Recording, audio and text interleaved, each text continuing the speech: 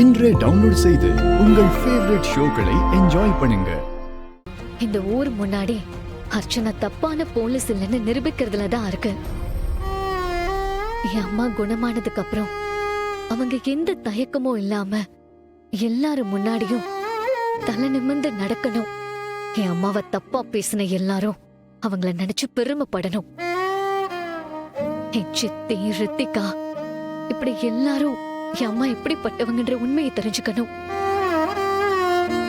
அது மட்டும் இல்ல, நீங்களும் உங்க அப்பாவும் சேரணும். இந்த வீட்ல இருக்கிற எல்லாரும் உங்களை ஏத்துக்கணும். இங்க உங்களுக்கான அங்கீகாரம் கிடைக்கணும். இதெல்லாம் நல்லபடியா நடக்கிற வரைக்கும் என் கவனம் வேற எது மேலயும் இருக்காது சிவா.